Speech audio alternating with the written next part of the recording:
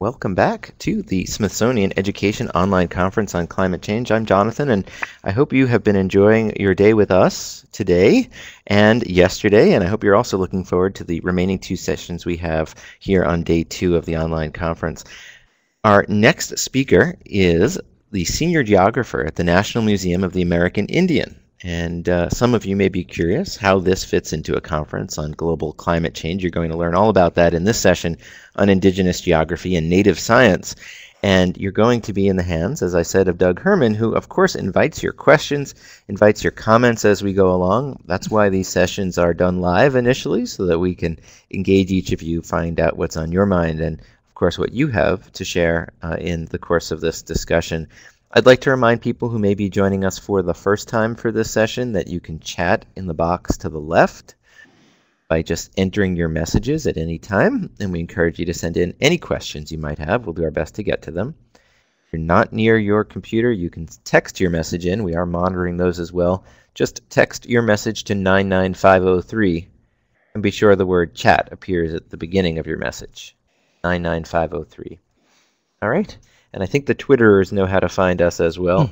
You can send your message to @pollchat, and we'll look for those. All right, lots of ways to interact. We hope you will. I am going to mention one last logistical note before we get started, which is that we are closed captioning our online event. The caption should appear by default for all of you on your screen as we're speaking. And if, however, you'd like to turn those captions off, you can click the CC icon at the lower right part of your screen and then choose from the display menu that you'd like none for your option. Display none. All right? So there you have it. We are going to go ahead now and invite you to join us as we learn about Indigenous geography and native science. Doug, nice to have you. Thank you, Jonathan. Nice to be here. Thanks for setting this up. And aloha, everybody out there. Thank you for joining us here. See if I can work the technology here. Yep, there we go. Yep, it's sort of working. Here we go. We'll get this going for you over here on this machine. It's just not quite. There we you go. have it. Moving along. Okay. As Jonathan said, I'm a geographer, so that means that I approach things a couple of ways differently from some other folks. One is that I approach things spatially. How do things play out spatially over the surface of the Earth? And the other thing that it means is that I'm concerned about human-environment interrelationships and the social, cultural, political implications of those things. So part one of my presentation is to talk about geography and indigenous understandings. And let's start by, I'm just going to put a somewhat false opposition up, but let's do it anyway, between indigenous environmental knowledge and contemporary Western science. Indigenous environmental knowledge, first of all, is not unscientific. It's not superstition. It's actually derived through millennia of careful attention, observation, and consideration, trial and error. It's intimately tied and finely tuned to conditions of the local environment. It's also then interwoven with cultural practices and values. Environmental knowledge becomes social and cultural practice and understanding. These practices make for a sustainable lifestyle in a balanced community. They don't necessarily start out sustainable, but as they figure out what works and what doesn't in the environment, eventually a balance is generally reached, because survival depends on the accuracy of this information. Now, the thing about Western scientific knowledge, and let me be straight about this, Western scientific knowledge is a great thing. Very powerful tool. I'm not dissing it, and I'm not dissing my fellow scientists who have been presenting at this conference or anywhere else, and we should all be paying attention to what scientists have to say. That being said, it differs from indigenous knowledge from the historical, geographic, social, and cultural circumstances that led to Western scientific knowledge. And I won't go into a long discussion of that, but it has to do with the Enlightenment, the Reformation, and how knowledge was being approached, how magic, quote-unquote magic, and superstition were being treated. And so science differentiated itself down to a very narrow way of looking at the world in order to keep out a bunch of stuff that they thought was phony at the time. It's problematic. This approach to knowledge was then, as European powers spread over the planet in the 16th, 17th, 18th, and 19th centuries, was imposed on other people through the colonial process. Now, science has its own internal logic, the scientific method, again, a very powerful tool, but we want to bear in mind that science is not ultimately true. That is to say, the saying is, there are no final truths in science. But culturally, we always think of science as true. That's why we say, well, that's not scientific. That's another way of saying that's poppycock. There's no scientific basis for it. And then science is defined very narrowly. So this tends to overwrite and ignore other ways of knowing as not being scientific. So my point is that it has its blinders that can limit its understanding of the world, and also that because it's imposed spatially across the planet, it's not as sensitive to conditions of local communities and environments. You can argue with me on that if you want to, but I'm just going to scoot along and not give you the chance. Okay, this is a model that I use to explain geography and how economy, social organization, politics, and culture all link together. The origins of this model actually come from the writings of Karl Marx, but it's been significantly modified and improved upon by many people, including myself, I'd like to think. And so let's just have a quick look at it. Let me get my little arrow tool out here. I'm going to start over here with mode of production. This is essentially the economy. How do you produce what you need? Let's take some examples. Hunting and gathering. Let's say you live in the forest, you're hunting and gathering. That is your mode of production. So the next question is, how do you organize yourselves to actually do this production? Now, if you're in a hunting and gathering society, you're going to do it in small groups. If you go out in the woods with 1,000 people, the animals are all going to run away. And there won't be enough animals to support you in a given area anyway. So you're going to do it in small groups. You might have a gender division of labor. Men do hunting, women do gathering, whatever it is. Then if we move up here to political structure, the point here is that how you organize to do your production then reflects in how power is distributed and decision-making ability is distributed in society. Hunting-gathering situation is probably going to be the best hunter who is making the decisions on when do we move, how long do we stay here, when should we go. Might not be, hard to say. And then over here in culture, we would say that, well, let's take religion, for example. Who are you going to pray to? You're going to pray to the spirits of the animals, because that is what your life depends on. Your values in terms of human relationship is probably going to be protect the group at all costs, survival of the group. So we could compare that, for example, to a farming community, an agricultural society. Say growing corn is your mode of production, or herding sheep. You can do it with a whole lot more people. You can organize in different ways to do it. Lead to a different political structure. Over here in culture, you're going to be praying to the sky or the rain or the earth, fertility. And your values will correspond accordingly. And your values, now we can do the same kind of mode of production. I use the example of sheep herding sometimes. And you can do it different ways. You can do it sort of collectively, where everybody shares in everything, or you can do it the private property model, where everybody's competing. That will lead to a different political structure with in the private property model with winners and losers, in the collective model with power shared equally, and in the culture sphere, where your culture is either going to emphasize cooperation if you're all sharing together, or competition if you're all competing with each other. So this is just a sense of how all these work together. And then I put this big green blob behind it all here to remind you that all of this is taking place in the environment.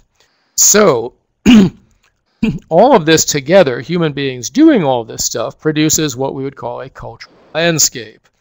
And here is an example of a landscape, which if you knew how to read this landscape, you could read into this how mode of production, social organization, structure, and culture are manifesting spatially in actual lived space and material forms here in this particular landscape. So that's the basic geographic principle. And now let's turn our attention to indigenous North America. Here is a topographic map of indigenous North America. Now I'm going to add the climate zones of indigenous North America, at least how they are today, more or less. And we see our deserts here, and this is grasslands here in this color, deserts down here in the red, humid subtropical, cool continental, colder continental, way colder continental, and up into our polar climates, marine west coast climates over here, Mediterranean climates down here. That's the quick thumbnail sketch. And now let me superimpose over this the culture areas that anthropologists determined for American Indians. And you see that these line up not exactly, but very much in a similar pattern to the actual climatic zones. And that will match up very closely with the biome zones as well. And we can go a step further and look at language groups, and we see the pattern a little bit distorted because people actually move around while climate doesn't so far. But pretty much the same thematic groupings here.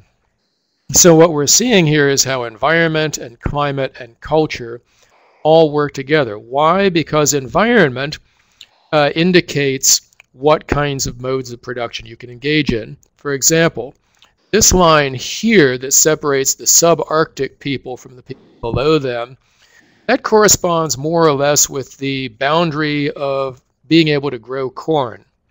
Below that line, corn can be grown. Above that line, it can't. So below that line, over on this side, it's farmers. In the plains, it's your buffalo folks.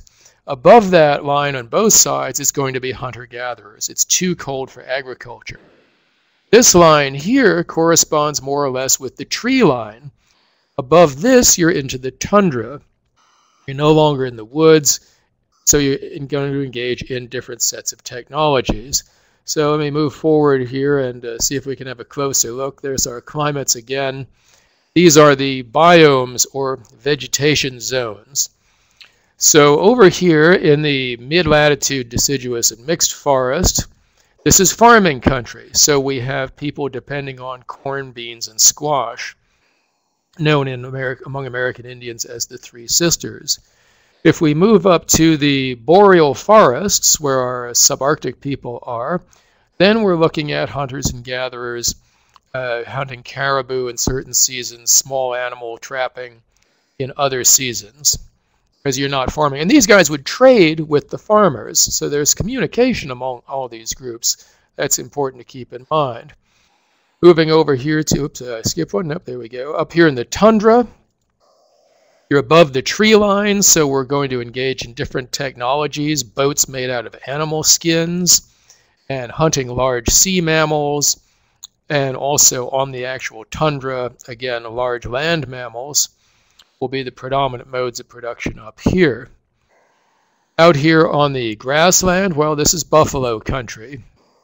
Buffaloes eat grass, humans can't eat grass, but humans can't eat buffalo, so it all works together pretty well. Over here in the desert areas, it's pretty sparsely populated, as you would imagine, but down in the southwest, we still have corn-growing guys, but here you can see it's a very different look, growing corn out here. Very different technologies. The culture focused very much on moisture and rain, because that's in such short supply. And up here in the temperate rainforest of the Pacific Northwest, this is salmon country. That's not the main staple, but it's a very important thing because you basically have food swimming upstream to you once a year, every year, that you can smoke and dry and preserve. But there's also hunting and gathering, shellfish, nuts and berries, all kinds of other things going on. So out of all of this then, we see that we have different cultures emerging. And we can look at housing styles, for example, as one way in which this culture, another way, aside from food production, in which these cultures manifest according to the environments in which they exist. So back to our model here. I presented this as Karl Marx's initial model. But when I look at this for American Indians, I ask myself, what's missing from this picture? So I'll ask my studio audience, hey, people out there in computer, what's missing from this picture? You can go ahead and share with us as you look at this picture what you think's missing. Use the box on the left side of the screen. The left side of the screen, what is missing from this diagram? What's not here? Give people a moment. And I think you will find Manjula submitted a question here that, as Doug proceeds, your question about explaining that interdependence of culture and climate will continue to be answered here. Okay, time. We're seeing time, spirituality, modes of communication. Also phrased by Alan, interaction with groups or other groups. This notion of migration. Individual agency, a good one. Mm-hmm. A legal system, a communal legal system. Animals in the food chain is missing. Well, they're in there in mode of production. Changes in the environment. A lot of good answers here. I want to go with one that, and none of these are wrong. Some of them I think we've covered. But the one that I want to focus on is, in fact, the spirituality question. Native cultures understand the world as being in a fluid relationship with an unmanifest world, what we might call a spiritual world. Spirituality is really a bad term because it actually comes from the word spirit, which actually means, ghosts and entities and so forth. That's not exactly what we're getting at here, but it's part of it. But that's the language we have to work here. The unmanifest is another way of looking at it here. We understand things as the material world and the manifest world as being in contact with an unmanifest world that informs us and informs the world as a whole, and that really interpenetrates this material world in which we are existing. So, let's see what I have on my next slide. What this means then is, in part, we are understanding objects in nature as being entities, conscious beings, and in fact nations in and of themselves. And you'll hear American Indians in particular, North American Indians, talking about nations: the wolf nation, the ant nation, the bear nation, the hawk nation, trees as nations. And I was at a big climate change conference at Haskell Indian Nations University last year where they were actually talking about water as a nation. Albert Whitehat was saying how during World War II his mother went down to the river to pray by the water so that the water nation, would circulate her message of peace throughout the hydrosphere. Wow, that's pretty intense, I think. So it's a very different way of looking at nature, whereas Western science tends to dissect and pull things apart and say this is different and separate from that. Native science tends to see things as holistic, as unified, as flowing back and forth between what is manifest and what is non-manifest.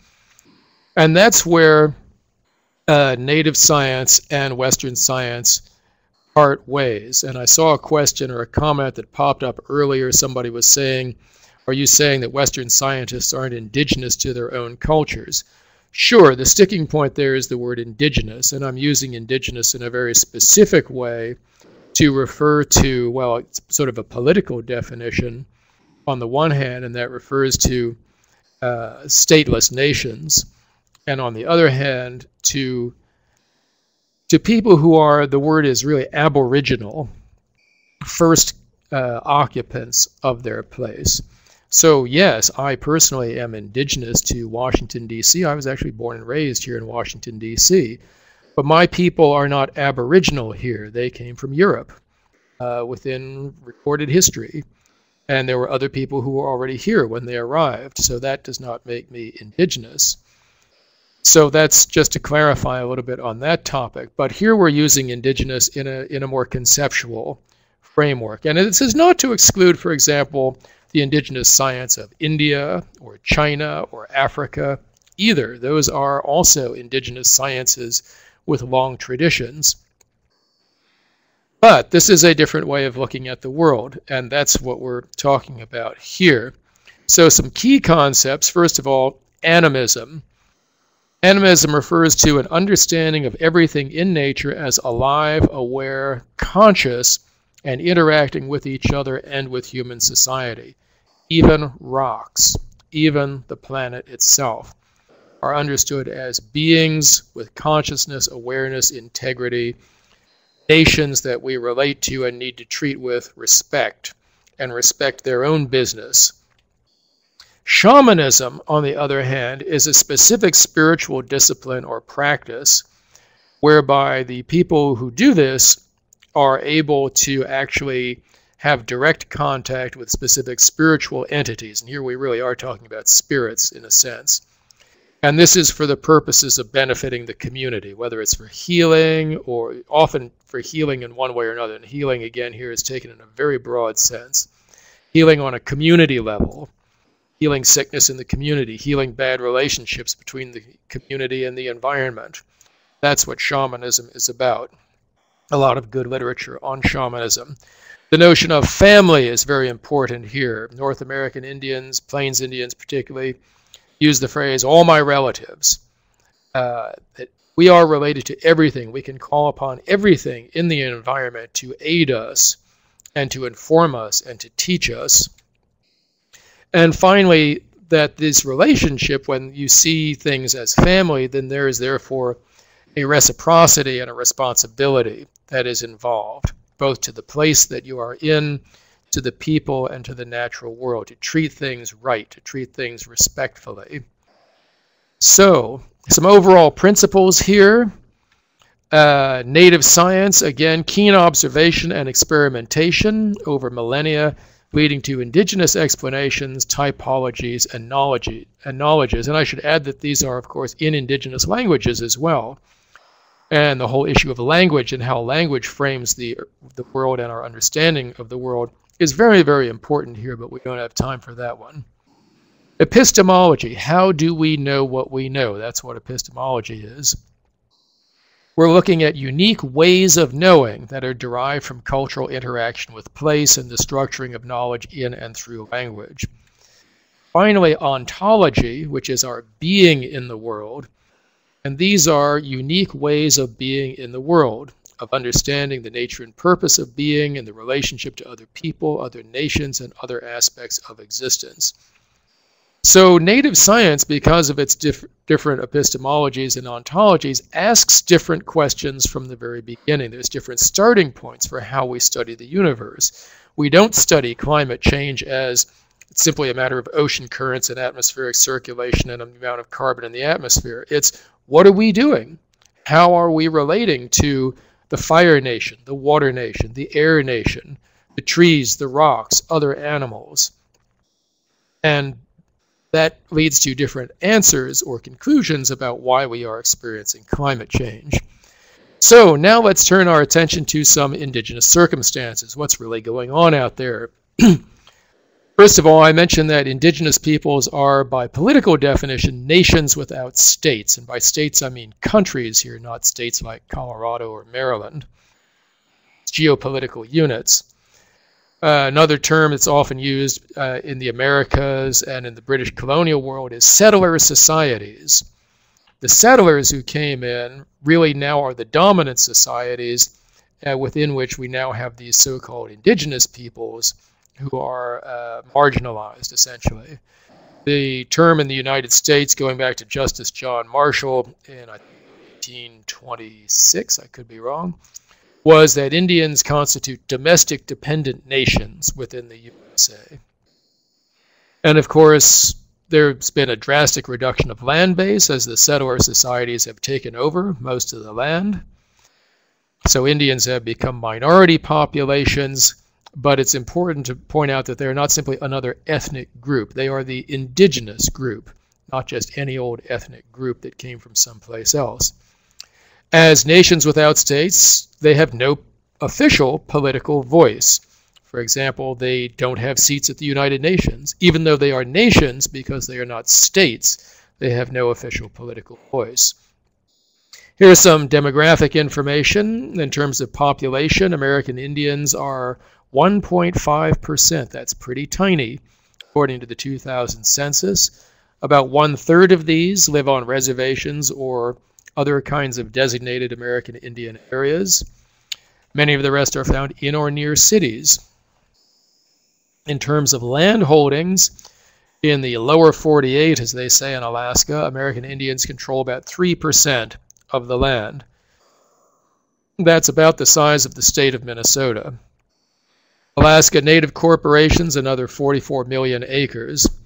Most individual reservations, however, are actually small, less than 2,000 people on these reservations. But they also have treaty rights often to fish, hunt, and gather in areas off the reservation. And of course, they have interest in historical and cultural areas beyond the reservation boundaries, i.e. in the lands they used to occupy.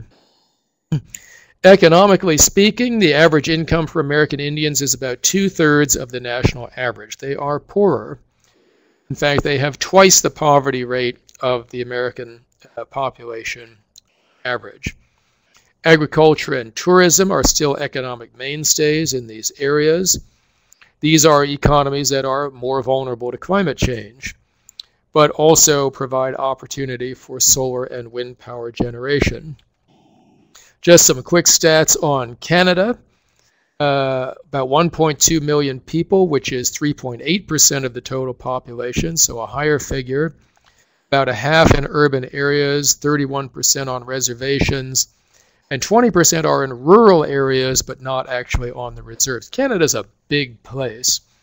A lot of rural area up there. Again, average income, about 2/3 of that for the total population. So before I go to that next slide, I'll put out the question here. What do you think their fossil fuel use of Indians, how do you think Indian fossil fuel use compares to the rest of the population? Let's ask our studio audience. All right. There you go. The question is up on the left side of the screen under Doug's picture. How do you think energy, specifically fossil fuel use by Indians, compares to the rest of the population? Go ahead and share your response. Wes in Alberta thinks it's less, but others. We're finding out. Go ahead.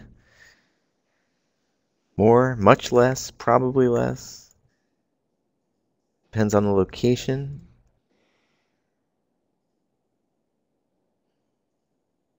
Dramatically less. Most people saying less. And chances are, yes, it is generally going to be less. Why? First of all, because they're poorer. And so poor people have less money to spend on energy use. People living traditional lifestyles will use less fossil fuels. But on the other hand, if we go up to Arctic areas where it's very cold and where native people have adopted Western-style housing that's not really adapted to the climate, an awful lot of fuel use, of course, goes to heating. So there it might be on a par with local people, non-native people. So it depends, but probably generally it is going to be less. So I have here a little chart on environmental issues related to climate change and where they happen, because I think as a geographer. And you'll see on the left side here I've got the issues. Sea ice retreating is going to happen in your polar and Arctic areas. Results in loss of hunting grounds and change of available species. Alpine snow melt and glacial retreat. This is in cold continental climates and in high altitudes. There are glaciers in the tropics in the high altitudes. This is a big factor in change of water availability, people living downhill. Drought, well, it can happen anywhere, but particularly the areas that are already dry, the plains and savanna and wet dry climates. This will affect crops, livestock, water availability, forest and vegetation. Conversely, heavy rains in the same areas can produce damage to crops, spread of disease. Hurricanes and typhoons in the tropical and subtropical coastal areas especially, well, we're talking destruction. And I'm sure more and more frequent big storms has come up in this seminar as one of the likely outcomes of climate change. Sea level rise in the coastal areas, erosion, devastation. Saltwater intrusion is where the salt water actually comes into the soil and ruins the ability to grow crops. And then temperature changes generally affecting crop patterns, vegetation patterns, distribution of wildlife, increase in pests and invasive species, and the spreads of diseases. And if you've been following the rest of this seminar, you know all this and more already, but just to give us an overview of, you've seen in some different environments now out there in India. So now we can think a little more clearly in terms of how they're going to be affected by climate change. So let's turn our attention now to indigenous action, policy, and pragmatism. First, on the, I call it the policy side, I guess. In 1998, a major conference was held, sponsored by NASA and a whole bunch of other folks, called the Native Peoples, Native Homelands Climate Change Workshop. Produced a massive report that is available online. And this was the first big workshop by Native peoples on climate change in the Americas. And it produced something called the Albuquerque Declaration. Now, this declaration is addressed to the United Nations, what's it called? The United Nations Forum on Climate Change. There are more words in it than that, but I'll get to it. And they're saying, because, as I said before, indigenous peoples have no voice in the UN, so they said, well, we've got to just have a voice. We've got to make a voice here. So here's some excerpts from the Albuquerque Declaration, and this follows, I hope, from the things that I've been saying to you before. Our prophecies and teachings tell us that life on Earth is in danger of coming to an end. Where those prophecies come from, that comes from our relationship with the unmanifest world. We have accepted the responsibility designated by our prophecies to tell the world that we must live in peace and harmony and ensure balance with the rest of creation. In another section, they say, we must speak for the plants, for the animals, for the rest of creation. It is our responsibility given to us by our Creator to speak on their behalf to the rest of the world. Why? Well, because nobody else is listening. And also that there is a direct relationship between the denial of indigenous peoples' land and water rights, along with the appropriation without consent of indigenous peoples' natural resources, and the causes of global climate change today. Well, that's a pretty strong statements. And these were addressed to what's called the Conferences of the Parties. There it is, the United Nations Framework Convention on Climate Change.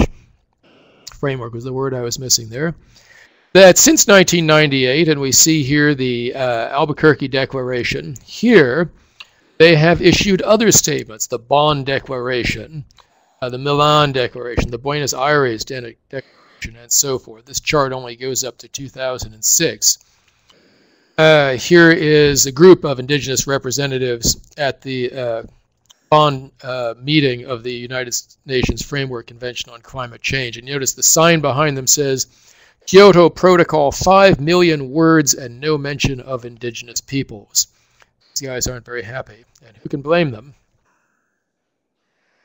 Well, what's happened recently is we have the United Nations Declaration on the Rights of Indigenous Peoples. Now, this is, in many ways, an unrelated document, but it also does outline specific rights that indigenous peoples should have in regard to the environment, access to resources, ability to practice their traditional and spiritual practices, and so forth. And phrases from this declaration can and are being motivated, again, to address the UNFCCC, who has and has not signed on to this Declaration of the Rights of Indigenous Peoples. Well, basically, the big Anglo-settler societies have not signed on to this, and that is Canada, the United States, Australia, and New Zealand, last I heard, unless that's changed, aren't party to this yet.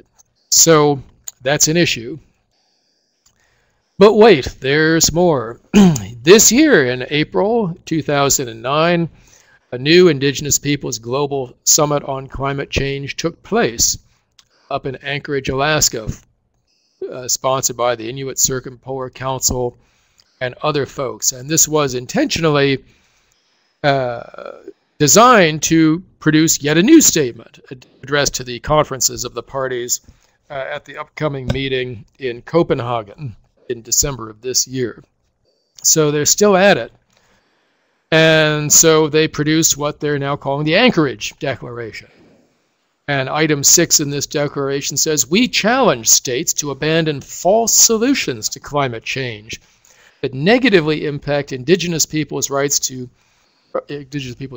lands, air, oceans, forests, territories, and waters. These include nuclear energy, large-scale dams, geoengineering techniques, quote-unquote clean coal, agrofuels, plantations, and market-based mechanisms such as carbon trading, huge issue in Latin America, clean development mechanism, and forest offsets. The human rights of indigenous peoples to protect our forests and forest livelihoods must be recognized, respected, and ensured. So you're seeing in these various statements all aspects of the indigenous approach to this issue. On the one hand, there is what you might call the spiritual approach, pointing to prophecies and a sense of obligations to other nations and to the earth itself. And on the other hand, political and policy-oriented approach, saying, hey, you guys aren't observing our rights. You're engaging in false practices that simply sort of hide climate change and allow you guys to keep going in the unbalanced ways in which you've been going of high consumption, high energy use, and so forth, and that these continue to negatively impact us. In North America, in terms, well, let's see what I got next year before I go there. Oh yes, there's another Native Peoples, Native Homelands Climate Change workshop happening in November of this year. So this is a very active topic in Indian country. But in terms of pragmatic issues, tribes are already working on energy policy in particular. Here's from the website of the Intertribal Council on Utility Policy. This is based mostly in sort of the Midwest to West here, Plains area. And you see over on this, let me get my here, picture of a wind turbine here. Wind energy in Indian country is a big issue. Here's Native Wind Corporation powering America by building wind towers in tribal areas. They got lots of wind out there in the plains and not a whole lot else going on in terms of resources, but wind they have, so this is something that they're doing. In Canada, this is very interesting. The Centre for Indigenous Environmental Resources in Canada has a whole series of publications that are really tools, planning tools for First Nations, as they're called up there, to plan for climate change and a sort of community planning approach.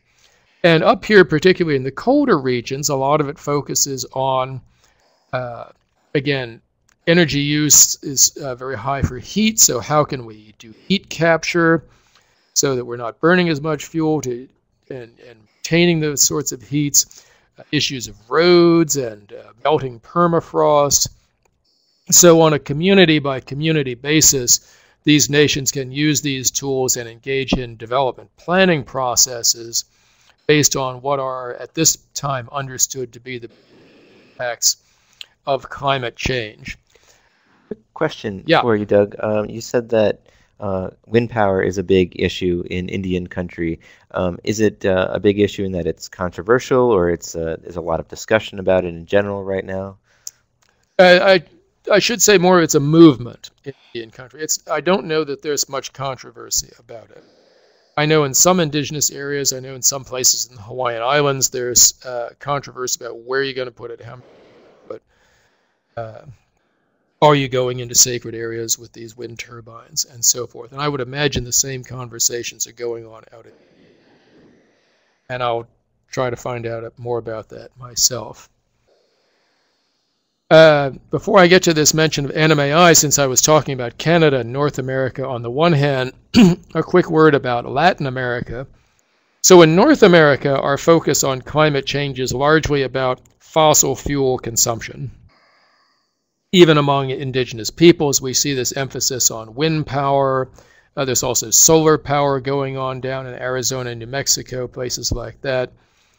It's really on energy production and consumption.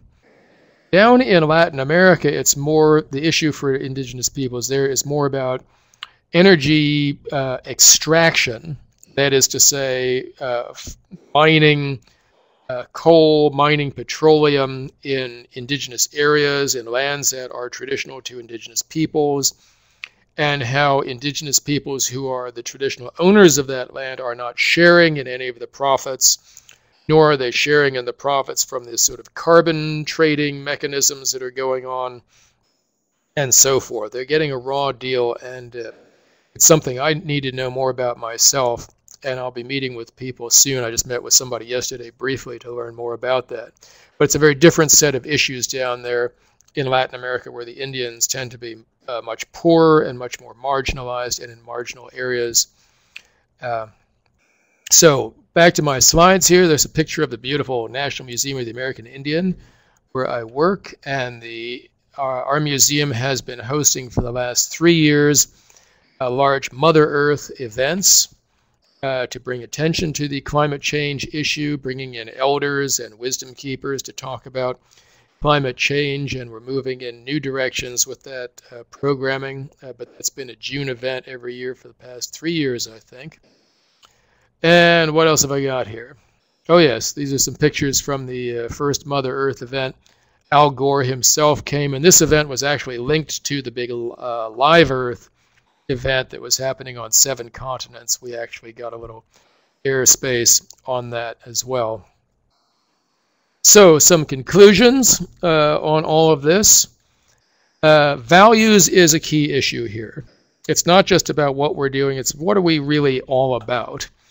And I have a quote here from my friend and colleague Ann Perez Hattori, a Chamorro on the island of Guam, who says, and this sums up really what you hear all over the place in the indigenous world.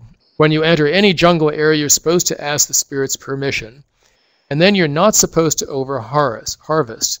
If you abuse the environment, it won't come back to you. And it's not just it won't grow back, it's the sense that it is consciously choosing not to come back to you. But if you respect it, then the next time you go there, there will still be some there. This connects to the value called Inafa Maulek, which means to make things good. What you do to others, it will happen to you. So you need to have respect and balance.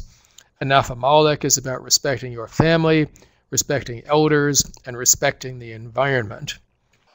So, some final points here. Yes, we all come from peoples who live close to the earth. In that sense, we are all indigenous somewhere. Originally, that's true. And that means that we have those values to draw on. We can reach back in all of our cultures and understand the earth as our relative in a very real sense. Even if you don't want to get spiritual or cultural about it, let's get scientific. The air, water, minerals of our bodies come from the earth. We are made of the earth, ashes to ashes, dust to dust. So indigenous peoples who are still holding on to their values and philosophies and epistemologies and ontologies about being close to the earth can remind us of the values and life ways that come from living this relationship. And that's not to say we should all rush out and start imitating Indians. Absolutely not. They don't want us to. But they're trying to say these are important messages, and these are important messages for all of us, not just us, but for everybody living on this planet. So, just a small exhortation for all of us to walk softly on the earth. Thank you. Thank you, Doug. Really appreciate you giving us a completely different view of the topic in many ways, at least the approach from which you're coming to this topic. There's a number of interesting points and questions I wanted to take a moment to share. I do want to mention that many of the resources from the Mother Earth series that you mentioned are in the virtual exhibit hall here on the conference site. So we do hope you will check that out. This is it's a lengthy comment, but I want to share it with you. It's from David at the University of Maryland. David says, indigenous knowledge and beliefs are inherently subject to superstition and social persuasion. Surely both scientific principles and local observation will lead to the same truth or fact of nature, yet more exacting scientific principles will ensure that the conclusions are unbiased. And does Western science imply we are not capable of understanding our responsibility as citizens of our planet through sound understanding versus spirituality? Is there a need to differentiate? That's a very good question, and I'd like to go back to a point I was making earlier, and that is that we're starting from different points from which to ask these questions. If you're going to suggest that Western science is unbiased, I would say poppycock. Western science is hugely biased. And as I mentioned earlier, that bias goes back to decisions that were made about science in the Reformation and the Enlightenment, about what qualifies as science and what qualifies as not. And I could go into a very big, long lecture on this particular topic, but I'm not going to do that. But one of the problems with science is that it does not recognize its own epistemological blinders. And there's quite a lot of literature on that.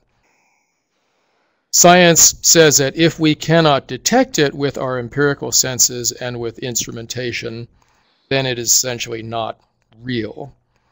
I remember an interview with Buckminster Fuller when he was very, very old, and he said he was describing what a huge radical moment it was in his own life when X-rays were discovered and radio waves. He said, this was such a revolution. This was the late 1800s, I believe. And he said, this for the first time told us that there is an invisible reality that we knew nothing about before. And here is this invisible reality that we don't know anything about. Well, what native peoples are saying is there's a whole lot of invisible reality we don't know anything about. And we don't know anything about it in science because science has already decided not to ask those questions. They have already decided that those questions are not the domain of science. And in fact, the prejudice, and you've used, David, the word superstition. That is the prejudice right there. It is superstition. What is superstition? I think it's superstitious to believe that carbon trading is going to stop global warming. We have all kinds of myths that all of us live with all the time, things that we choose to believe regardless of facts and evidence put in front of us. And there was an article in the New York Times about that recently. So the point to return to is we always have to be aware of our own epistemological blinders. What are we not seeing? How are we not approaching these questions? That other people might be approaching these questions because they're coming from a different epistemological starting point. Sure, science leads us to truth. Indigenous science leads us to truth. If you want to say one's more valid than the other, I'm not going to agree with that. I'm just going to say they're both valid. They have different tools, and those tools are more applicable for different things. And they can work together much better than either of them can work independently. Thank you, Doug. We have a question from Stephanie, who asks, are you seeing a revival or a reinvention of traditional ways of interacting with the environment, such as changes in housing or agricultural practices? Yes. It's slow, but it is happening. Part of the problem is, I'm going to use the word hegemony here, and that is Western ways of knowing and Western technologies have been promoted as right, true, and good. This is what you should do. You shouldn't do that old traditional way. You should do this way. That old traditional way isn't scientific, and so forth and so on. Well, it turns out that some of the old traditional architectures are much better for withstanding tornadoes out in the plains, for example, or for heat preservation in the Arctic, and so forth. So some of these are being returned to, but you have generations of people, of indigenous peoples, who have been sent to boarding schools, taken away from their families, told that their culture is wrong and stupid and superstitious, who believe it still to this day. Who have trouble overcoming that with which they were indoctrinated in this notion that the Western way is the right way because it's the scientific way, and so forth and so on. So there's both sides of things going on, but then there are what we'll just call non-native people here, people like myself, who are looking at this indigenous stuff going, wow, these guys had some pretty good ideas here. Let's see what we can do with this. And let's see what else we can find around here to inform us and help us to address these issues. We have an interesting comment that comes from Shamila at the World Bank, who says, I think that the interesting part is that the modern science ended up proving what the indigenous people knew all the time, that one must live on the earth as part of it. Interesting comment from Shamila. When it comes to, you've talked about... Thanks, Shamila. Can't say it better than that. It is well said. You've talked about some of the declarations and the conferences that are coming out of the community. What are some ways, and we had a couple of questions that related to this, that people can engage in dialogue, learn more from people who share these views and want to learn firsthand? That's where it's at. I mean, dialogue is what we should be doing. And I'm not sure what the rest of your question is that you're trying to get at here. There are a few people wondering how they can continue this exploration on their own, really, in terms of those conversations. Okay. Well, there's some resources that you put on the virtual exhibit hall, and I've tried to include a wide range of links to different documents, organizations, conferences, and so forth. My advice to anyone out there is find out what's indigenous to your area. You know, whoever is aboriginal to your area and lived there for thousands of years or tens or hundreds of thousands of years, as the case might be, they knew. And they may still know today. What's useful? How can we do this? What's the way to live in your area softly? What technologies? Who are the nations? To know your environment, know your plants, know your trees, know your birds, know where your water comes from, respect these things, be in tune with your environment, observe it, get out into it, talk to it. All of us can do these things. I myself have found that learning a native language has been a huge, huge impact in understanding a different way to see the world. In my case, I learned Hawaiian because I was doing my work in Hawaii. And I still do my work out there, a lot of it. And it's been a very, very powerful tool in understanding, because the language, Barry Lopez, the author, once said that language is a dialogue with the land. So language is it's a beautiful statement. A language emerges from that way of working with the land. And this is why when you take a colonial language and overlay it on a place, you're losing that dialogue. You're losing that knowledge about the land that comes from having that particular language.